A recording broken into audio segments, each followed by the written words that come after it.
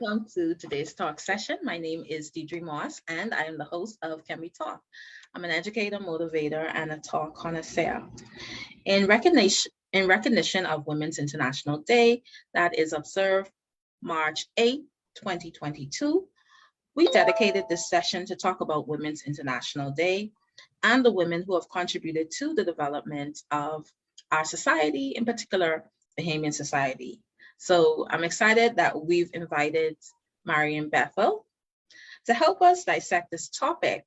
So at this time, I would like to pass the virtual mic to her to have her introduce herself. All right. So my name is Marion Bethel, and I'm really pleased to be here and saying thank you to Deidre Moss for inviting me on this International Women's Day, which is a very special day for women around the globe who are celebrating this day.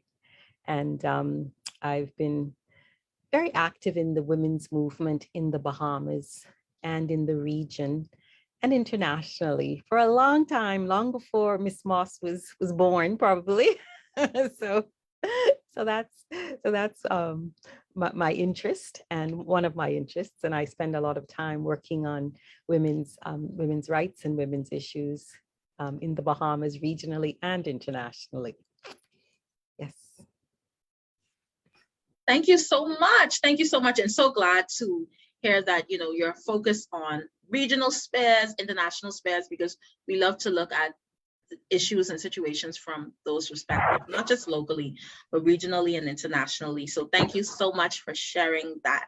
Yeah. And so we're excited to have you on board today because we know that you're knowledgeable about this topic. So can we talk Women's International Day? Yes. Great. So before we begin, if you just joined us, you're listening in, please share, like, view, and subscribe to our YouTube channel if you enjoy our content. We want to continue to talk about topics that matter to our communities. So with that, I jump back to you, Ms. Bethel. Can you tell us about your background? Give us a little bit about your background. So what would you like to know? You probably have to ask me specifics, but I work as an attorney. I've been working as an attorney since 1986. When I came home in 1986, I started working at the Attorney General's office, where I spent 10 years doing both criminal prosecutions and civil work in the civil courts. And when I left there, I joined my spouse in private practice, and I've been in private practice now since 1994, mostly in the area of civil law. In addition to that, I do, as I've said before, I work on women's human rights, trying to advance gender equality in the Bahamas, in the region, and internationally. That's one aspect. I also love creative writing, so I write short stories and poetry, and so that's another passion that I have, and my life is full. There's lots going on, and today is a great day to celebrate the journey that we've made as women in this country in particular, and regionally and internationally. Currently, I work. I shouldn't say work. Currently, I was elected to a United Nations human rights treaty body in Geneva. So I go to Geneva 3 times a year, Switzerland, where I sit on the CEDAW committee. CEDAW is the acronym for the Convention on the Elimination of All Forms of Discrimination Against Women. It's a human rights treaty that advances women's human rights around the world. So I monitor, along with 22 other people, we monitor compliance of countries with this treaty. The Bahamas ratified this treaty in 1993, so it has obligations and responsibilities under this convention to advance women's human rights. So I think that's a bit about my background, Ms. Moss. Thank you. Thank you for sharing that. And you mentioned that as women, we've come a long way, and I must agree with you. As women, we've come a long way in terms of attaining rights and different different issues that we've had to overcome, different challenges that we've had to overcome as women. So I want to thank you for sharing that and being one of the persons who is dedicated your basically life to, working on these issues. So thank you so much for sharing. And I want to jump to Women's International Day. This day is so pivotal. And so what does it mean? What does it mean to you? So International Women's Day, historically, I'll just say that historically, it's been in place since about the early 1900s.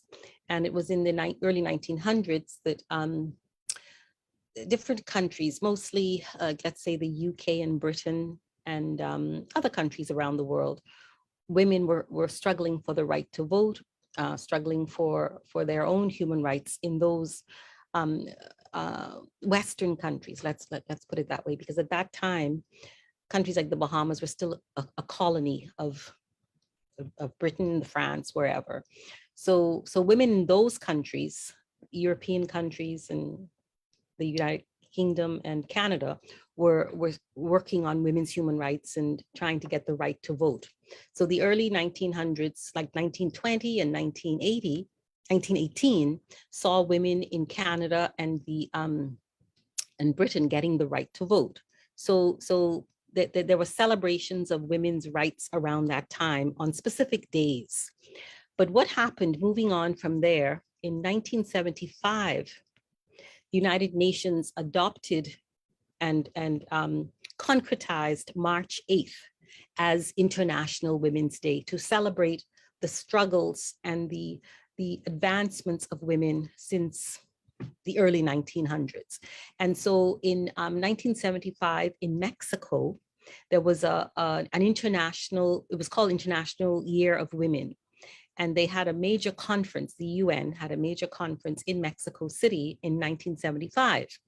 And truth be told, Ms. Moss, the Bahamas had a delegation going to Mexico City in 1975 to celebrate this.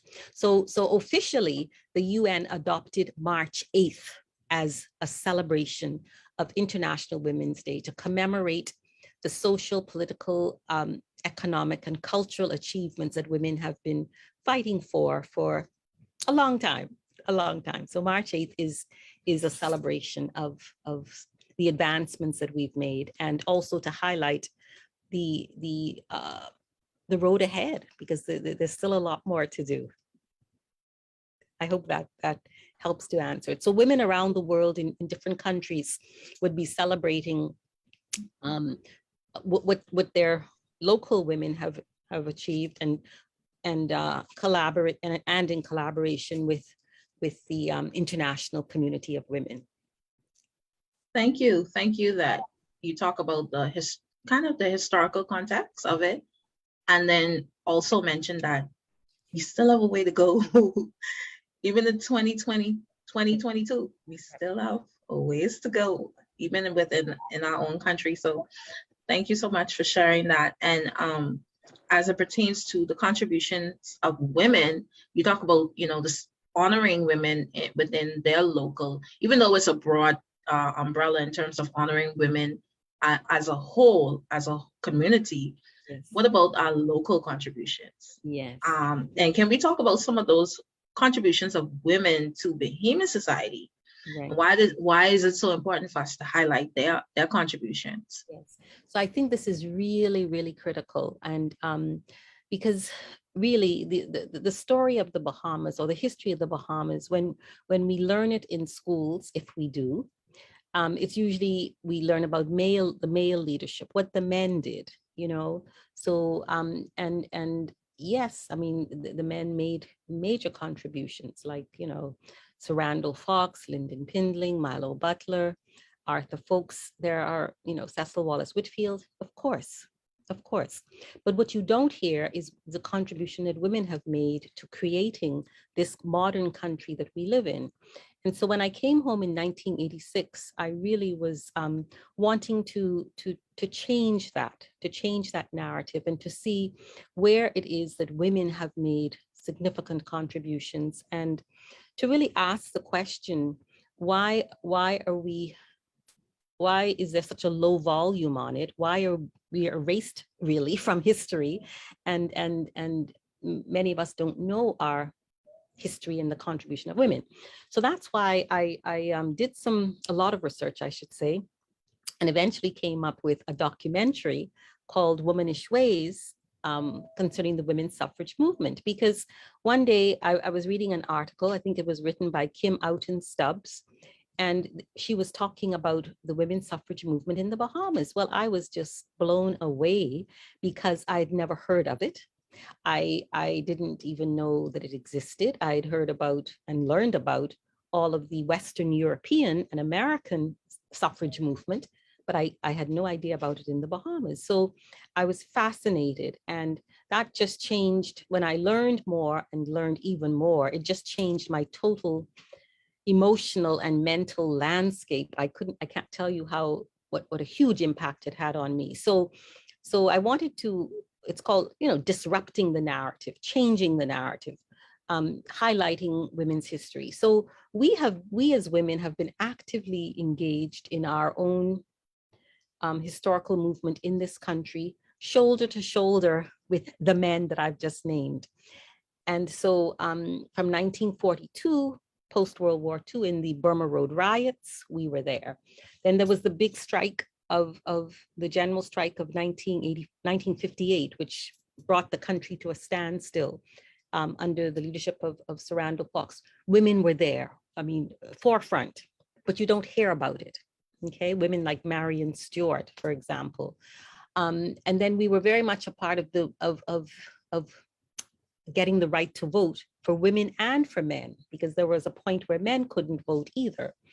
And then we were very much a part of moving towards majority rule and independence. And so I wanted to highlight the work of the women in this period. And so I got down to business and did a lot of research and produced the documentary. And I'm so always willing to share it and talk about this period of our history that is so significant. Yeah. Thank you. And I want to thank you for sharing that. And you talked about some, was it an article that impressed upon you? Yes, it was a paper, a short paper by Kim Outen Stubbs on the women's suffrage movement in the Bahamas. Yes, Kim is a historian. She works at the archives now, not the archives, monuments and history, monuments, museums. I think she's the director of the Monuments and Museum Institution here in the Bahamas. And she had written a historical paper on the women's suffrage movement, which fascinated me. Mm. Yes. So before that, before that, you didn't really have that much, to go on as it pertains to women and their contribution. Yeah, well, it was after reading that I then went to the different history books. One, The Faith That Moved the Mountain by Sir Randall Fox. Gail Saunders had written a number of history books. So I went looking through all of those. Wow. And all of the other ones I could get my hands on to really, Doris Johnson, for example, wrote a book called The Quiet Revolution. So I read that to see what else I could find about our contribution to these very important civil, social, and political movements during that period. Wow, and thank you for sharing that article. That's definitely something, to look into. Kim Outen Stubbs. I think I should have it somewhere in my archives. Thank you for sharing. And so we talk a little bit about the suffrage movement and the contribution. So, and I know you talk about doing your work on the suffrage movement. So, what is the suffrage movement for persons who may not be as knowledgeable, and why was the suffrage movement an important part of the development of Bahamian society? Okay, so the suffrage movement, suffrage is another word for suffrage is the right to vote. So the suffrage movement is the movement by persons, women, to get the right to vote for women. All right, women in the Bahamas voted for the first time in November of 1962. November of 1962, the very first time. All right. Prior to that, women were not allowed to vote. Women could not vote. So post World War II, post 1942, there were several women. Mary Ingram, who was the founder of the women's suffrage movement, meaning the movement that was advocating for women to get the right to vote. She, along with Mabel Walker, whom you've heard of, I know, the school Mabel Walker, right? They got together and they founded the women's suffrage movement. These women were just very, they were fierce. They were strong advocates. They believed that women should have the right to vote, that it was a civil right that we had, you know, and that it was not just that we could not vote. All right. So they formed a group called the Women's Suffrage Movement, which was the movement that fought for women to get the right to vote. So this was in the 40s. Okay, so 60 years ago or more. All right. And so they, along with Doris Johnson, I know you've heard of, yes, struggled for the better part of 15 years, from, let's say, 1944 right through to 1962, until we got the right to vote. All right. So we mustn't take it for, I mean, we as young people, well, I'm not a young person, but young women must not take for granted this right to vote, because these women had to fight for it. It wasn't given to us. All right. So during this period in the Bahamas, and you may have heard about this from your grandparents or great grandparents, Ms. Moss, the 40s, 50s, and 60s were a time when we had a white minority government, the United Bahamian Party eventually. But the Bahamas was, there was racism. Black people were not, only reached a certain level of education. Health services were not of a high priority. Education. So there was racial inequality, economic inequality during this period. So these women had to struggle not only for the right to vote, they were also struggling for improvement in our community, our society, our country, for everybody. All right, that they wanted to see a better educational system. They wanted to see an expansion of our health services to adequately address the health needs of our people, but particularly education. So these women were socially conscious. They knew that we were not where we ought to be as a people, and the Black people in this country were not treated in a way that we ought to have been treated, and so they fought for all of those things. So when you look at the right to vote, you have to see it in that context. You know, there's a whole other things going on in the Bahamas too, in terms of the fight for racial equality. Sir Randall Fox had a very strong movement to fight for the rights of working people, labor rights. You know, so it was a time of great struggle and determination. And you may have heard of the contract. I don't know, maybe, right. So it was also this period where Bahamians left the Bahamas just after World War II to go and work on citrus farms and other places in the United States to help with the lack of workers there, and to send money back home. So it was quite a turbulent period, and one where the Bahamians of that period were looking for social change for the better. Okay.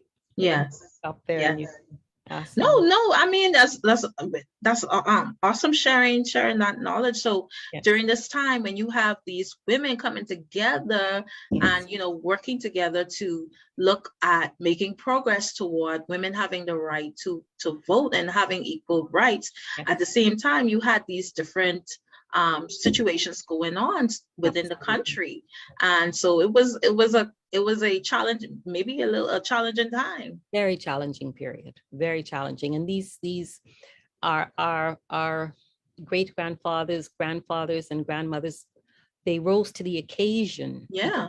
because they could see the future, and they wanted a better future for you. They wanted a better future for me, because Yes. if I look at my own family, my mother could only go to school until the age of 14, I think it was, and there Oh, was wow. no more possibility after that. So that there were limitations for that generation in terms of educational achievement, economic achievement, and all that that would mean for the quality of life.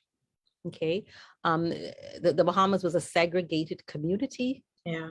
Black people lived in this part, white people lived in another part. So Yeah. it was all of that they were struggling with, and they would have had you in mind, and their grandchildren in mind, great grandchildren in mind, because they really envisioned a place where you could vote at the age of 18. Yeah. You know, where the kinds of freedoms that you have right now, they couldn't dream of, you know, and the educational opportunities and all the other things that make your life the way it is right now were dreams for them, and for many of them in so many ways. So they had deep foresight and insight into what they thought should happen. And so they were working not only for themselves, but for future generations to come. Yes, yes. And I'm so glad you mentioned that these ladies had vision, and they saw, they had a vision for the future and what they wanted for our women coming behind them. And so I want to thank you for sharing that. It almost makes you feel guilty, you know, after hearing about the struggle, it makes you feel guilty, Yes. you know, not going out there and voting. Exactly. So don't feel guilty. We don't want you to feel guilty. They wouldn't want you to feel guilty. They want you to build on what they have left behind. And they've left a tremendous legacy for us to build on and to move forward. So you have the right to vote at the age of 18. You have freedoms, the educational opportunities that you have. They want you to build on those for the betterment of our Bahamas, because we still have a long way to go. Oh yeah. You know? So you can replace any guilt that you will have. So I'm asking you not to feel guilty, but to do the kind of work that advances this community. So that means being informed. It means understanding the issues that are currently before us, and there are many. Yeah. Such as gender-based violence against women, such as changing our constitution, which discriminates against women. A host of other. I could sit here for the next hour and just rattle them off. It's a lot. So the question for young people like yourself, Ms. Moss, is, you know, the work that you're doing with the social media, public education is very important. So I congratulate you for that, and thank you. And continue to do that kind of work of raising awareness and offering public education to people, because that is one of the central pieces of work that the women of the suffrage movement did in the 40s, 50s, and 60s. And, you know, they didn't have social media, obviously. But what they did was they got people together in church halls and school halls, and they told them, you know, educated them about democracy. What does democracy mean? What does it mean to vote? What does it mean to have your parliamentarians accountable to you as a citizen?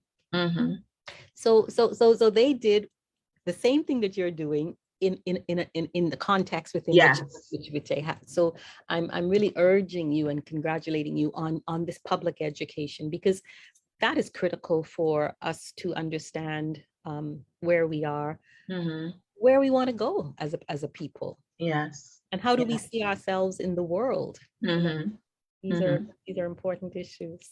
Thank you so much. Thank you so much. And it's so important to really talk about those issues that matter. We have so many, as you mentioned, we have a host of issues.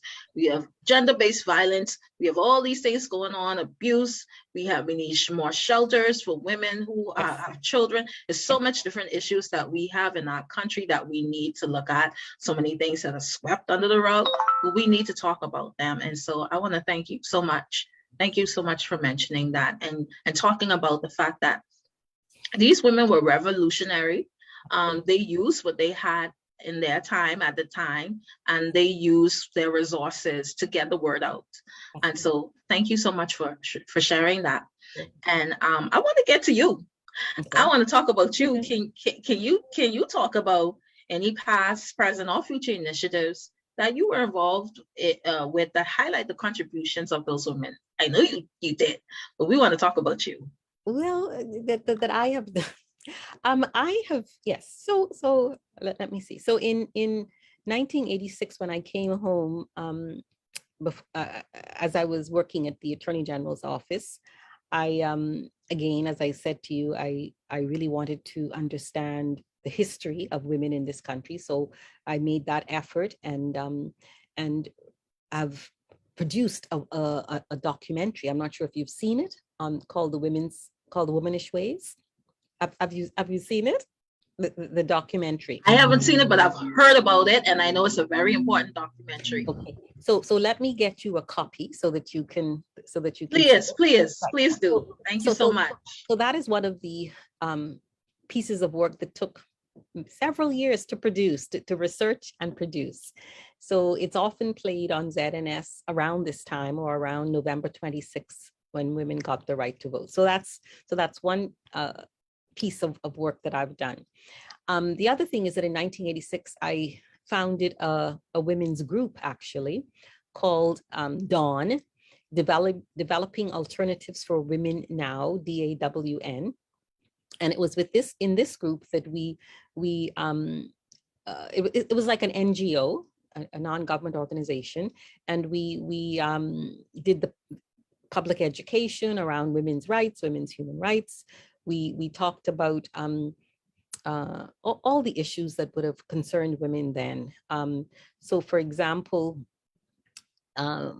we would have taken part in what was called then Take Back the Night marches. This was, in protesting the high incidence of sexual assault in the Bahamas, and asking for changes in the Sexual Offences Act, which took place in the early 1990s, because groups of women got together and demanded it. We worked on things like changing the law, the inheritance laws, where if a man died intestate without a will, his heir at law would have been his oldest son. So we felt that was discriminatory against women. So that law was changed in the about 2001. So we were working on issues again of social justice, and gender equality and rights for women. So the group that I founded, called DAWN, lasted about 10 years, from 1986 to 1996.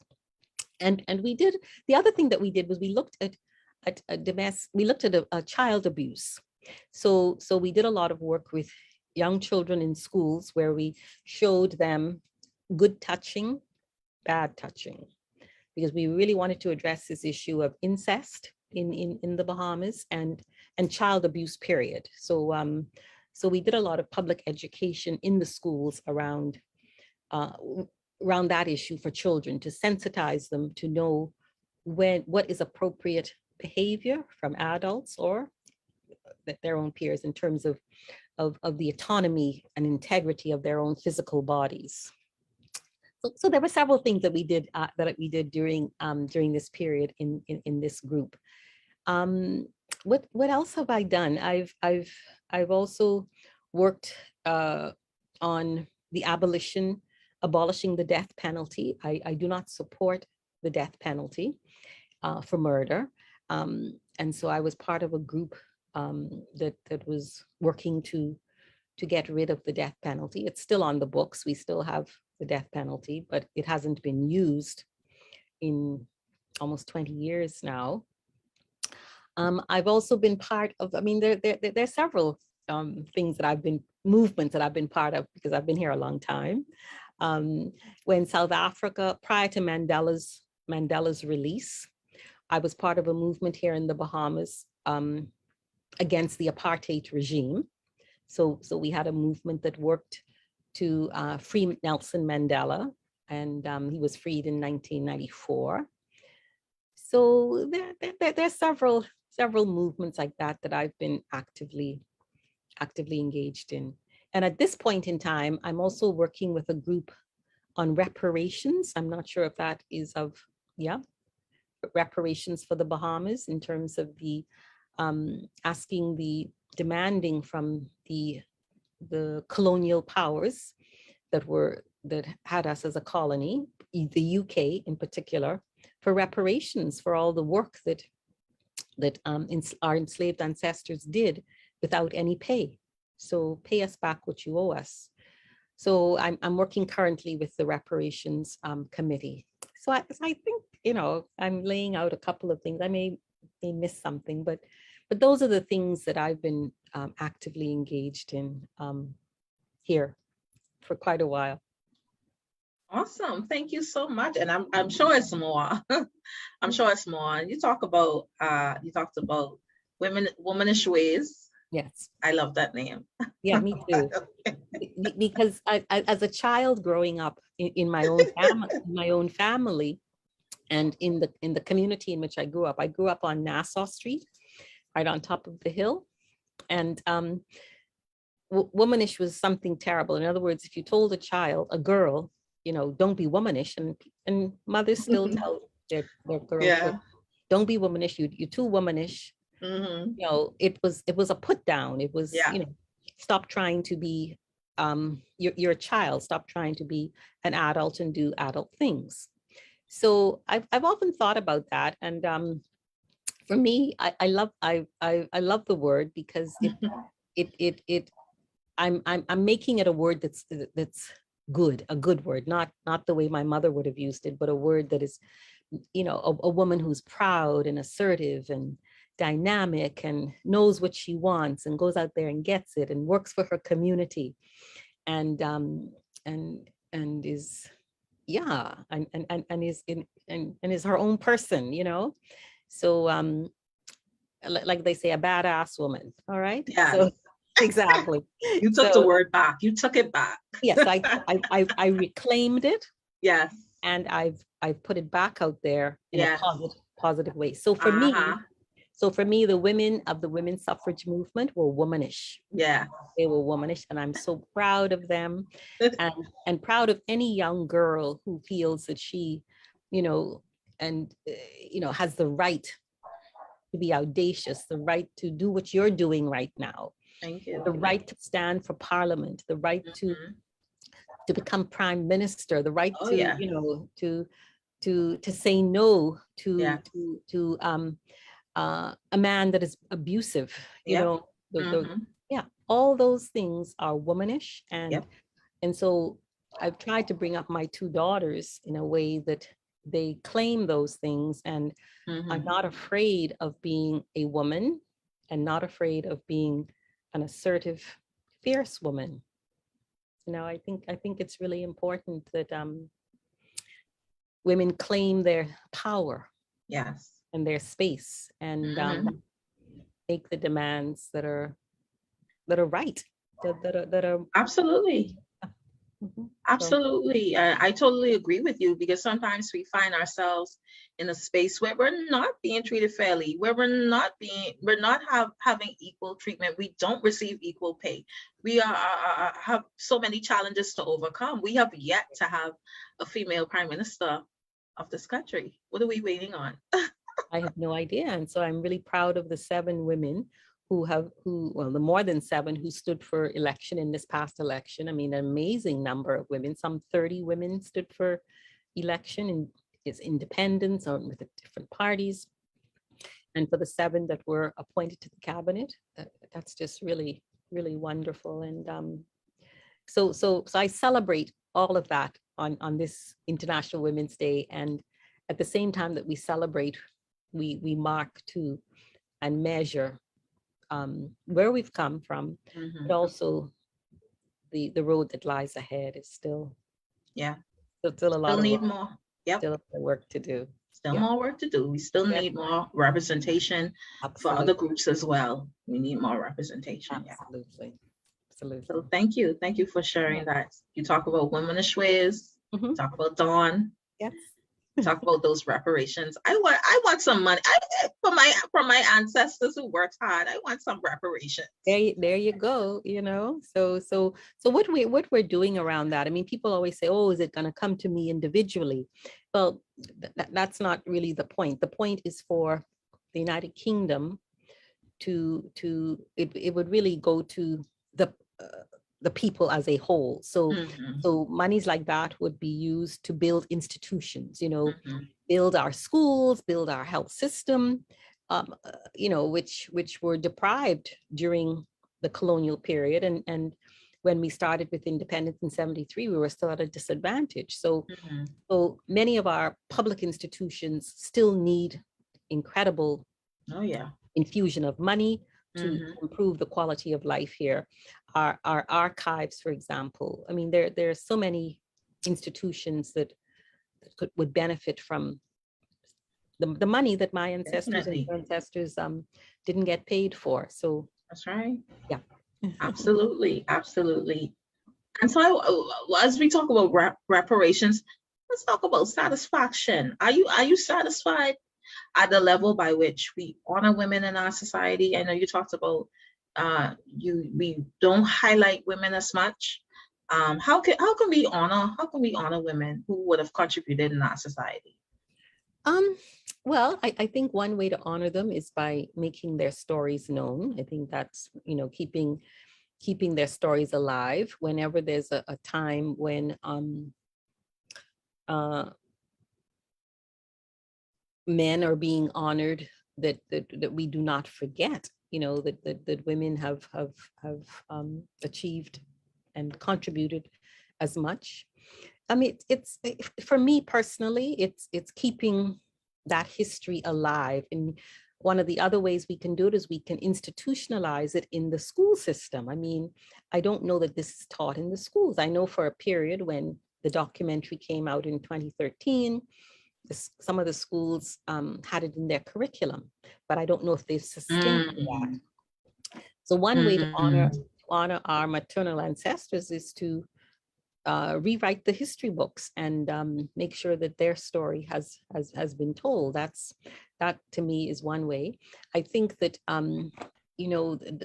the way we quote a lot of non-Bahamian people, whenever we make speeches or do anything, we get these quotes, but they're from, like Maya Angelou, for example, who's a phenomenal woman. No problem. I mean, but what the point I'm trying to make is that there are documents where these same women have made incredible speeches. mm, We can quote them. So how do you honor mm. these women? You honor them by making sure their stories and that history is passed down from generation to generation. You know, that's one way. And it's not that the women are looking for honors, but the way to repair the damage that's been done is to change. Let's get on with changing the Constitution. That's one way we can. I wouldn't call it honoring women, but that's one way that we would show that we have a commitment to women in this country. So I'm not sure where the honor part would come in. Other things is, have more women run in your party. We need men as allies to champion um, women, because we are competent, we have leadership skills. Yeah, so parties have their work to do, and I wouldn't call it honoring. I would call it just it's just needed and necessary. I mean, we can't sustain this country without the input of half of its population, which is missing in many levels of our governance. So I would talk less about honoring women, but making sure that we operate and function on an equal basis with men in this country is the best honor that I think you know you can Yes. we can work on. So Mhm. yeah. I hope I've sort of answered Yeah, the question. definitely. Are you satisfied? Are you With satisfied with what? with how we recognize women? Are you satisfied? Um, no, because I don't think, recognizing women is, would involve that every institution. We're talking about the government, the church, offices, places of employment, all do their part, Mm-hmm. and so no, I'm not satisfied that we as a country have done enough. I mean, the parliament itself would reflect my dissatisfaction. Mm-hmm. It's, if we're 50% of the population or more, we should have 50% representation. Mm-hmm. That's my view, and I don't Mm-hmm. accept anything less. And I look forward to the day that actually comes into being. I mean, there are areas of our society where women are in great numbers. I mean, and so there is improvement, Mm-hmm. sure, but we're still not where we need to be in this Yes. country. Mhm. Mm-hmm. Yes, Yes, we still have a ways to go. We still still have a have a way ways to to go. go. Yeah. We have So a ways to go. the generations like yourself, your generation, yep, it's on your shoulders. Oh boy. Oh boy. Right. I know. It's onerous. It's a lot. But you've got a great platform, and you have a legacy of the suffrage movement. You have a legacy of hard work and accomplishment from that period to build on. So Thank you. yes, Thank you so much. And I feel confident, based on the shoulders that I stand on. Listen, I feel super confident. right. Yeah. So your grandmothers and great grandmothers, I'm sure they've worked hard to um, uh, give you the kind of space and freedom that you have now to be who you are, and do your work. So yeah, Thank you. Thank you. Thank you. We are strong women. We are yeah, strong they're women. counting on you. We are strong women here in the Bahamas. We are Right. strong women. I maybe strain a little bit, but one word that comes to mind is that word that they often use is biggity. Right. Oh yeah, dignity. Right. Absolutely. Yes. Yes. Yes. I think today, in celebration of International Women's Day, I think one of the honors that's taking place is that I think the Office of the Prime Minister, Office of the Spouse of the Prime Minister, there. I don't know if you know the statue that the Johnson family, Oscar Johnson's family, contributed, of a woman with a baby. Mm. Yes, and I think they're at that monument earlier today, Oh wow. laying a wreath. I'm sure it'll come on the news tonight. Awesome. So that is the way that the Office of the Spouse of the Prime Minister is honoring Awesome. Awesome. women today. Awesome. So all of those kinds of ways are very, very important. Yes. There's no question about it. Awesome. Thank you for sharing. Yes. Thank you for sharing. We love to learn. And so I want to ask you if you have any additional comments as we wind down, if you would like to add anything else. Yes. And so I think we've covered a lot of ground. It's and some of the areas of work that are still outstanding. The critical issue is one of the critical issues is the high incidence of gender-based violence against women. Yes. Oh yeah. Yeah. What's happened in the past couple of weeks that is Mm-hmm. right up in our face, and Yeah. how are we going to address that? How are we going to address this issue of rape within a marriage? Yeah. Everybody's all up in arms about that, and whether it should happen or not, and so I think my final comments are really some of what I've said before, is that we celebrate where we have come to at this point in time, Mm-hmm. and we mark the road ahead, and how we're going to address those very important issues. there are human rights violations still going on. Gender-based violence against women is a human rights violation. The LGBTQIA community is demanding their rights. Migrant workers in this country have rights. So there are many areas. The whole issue of the climate crisis and climate change. That is one of the central issues of this day in terms of the Bahamas perhaps being underwater in two or three generations. What are we going to do about that? How are we going to deal with this issue of climate crisis in our low-lying countries? It's a critical issue, and I think I know women around the world have been very much a part of the environment, preservation of the environment, and so I see young people here addressing that. So, we really have a lot of work to do, and I know that we are ready to do it. We have to make the commitment to keep on until we reach on other points of victory. So I would encourage you and encourage young people, young men and women, to really think about who we are and where we want to go and how we want to get there, and what your individual contributions can be and what you can do as a group, because it's going to take all of us to sustain this country. Everybody has a role to play, and everybody needs to lift up their voices so they can be heard and acknowledged. And it's not just every 5 years that we think about governance and all of that, but that we think about it more frequently in terms of things that need to be changed and improved upon.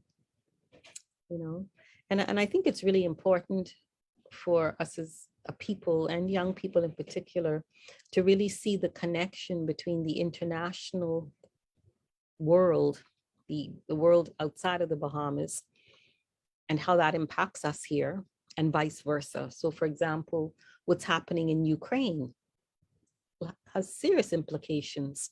I mean, Ukraine is thousands and thousands of miles away, an ocean away. But are we aware of how that war is going to affect our daily living?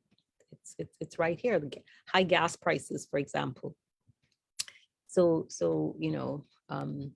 yes, definitely something to think about. The interconnectedness of all of us. We're not an island unto ourselves. No, we're part of this whole world community. Yep. So we have to know a lot about what's going on worldwide and our place in it, and what we can contribute to the world. And, so yes, absolutely. And thank you for sharing that. We need to know our place in the world and how all of us are connected. We are connected in some way, and we are going to see the effects of these things happening with inflation and gas prices. We're going to see this has an impact on us. So we need to be concerned about what's going on in the world around us. And so thank you for mentioning that. Yes. And our government has to be accountable to us for policies and positions that they take in the world. And so we have to raise our voices so that they can hear what we're thinking about what they're doing. Yes, absolutely. Yeah, because it's not just every 5 years. No. And then you sit back and, mean, the women of the women's suffrage movement talked about active citizenship, and active citizenship is citizenship that is, vigilant every day, because freedoms that you've won can be eroded if you're not careful and watching and holding that space and moving forward. So there's a lot of work for us to do, and I'm encouraged. I see young people like yourself really thinking and trying to envision ways of dealing with everyday life here in the Bahamas. And so I'm inspired, and there are opportunities for us to do phenomenal things. Bahamians have everything that it takes to make this country a better place, and the region a better Yes. place, and the world. Oh yeah. So let's do it. Yes. Let's do it. Get out there and do it and make it happen. Absolutely. Absolutely. Absolutely. And I'm optimistic. I'm totally optimistic, and So am I. there's So a lot am of I. light around. Yes. Yes. Yes. We have our challenges, Yes. but Like everybody else. like everybody else. Like every other country in the world, right? We have our challenges, but as you said, we should remain optimistic that this is our country, and we got to fight for it if we want it. That's right. That's right. Gotta fight for it if you want it. Absolutely. So I want to thank you for spending time with us today. You're welcome. More than welcome. And we welcome you back. You are our friend now. We've adopted you as our friend. That's great. Wonderful. Okay. So I'd be happy to come back again. Just Welcome let you me back know. with open arms. And okay. And so this is a recording, or how does? Yeah. Well, it's live on Facebook. Live on Facebook right now. Live on Facebook, yes. So I'm going to send information to you. Okay, Esther. How do I access? Thank you so much. You're I want to welcome. sorry, go ahead. No, I said you're welcome. Thank you so much. I want to thank Bradley. Bradley, thank you for joining us today. Like and share. Bradley's from Fall River, Massachusetts. Thank you, Bradley, for joining us today as we talk about Women's International Day. This is so very important as we highlight women and recognize the women who have built our communities. I want to thank Marion Bethel for joining us, spending time with us today, taking time out from her busy schedule. And so we welcome her back into, she's our friend. We've adopted her. Lovely. Thank you so much. So with that, we've come to the end of our session. We want to say, can we talk?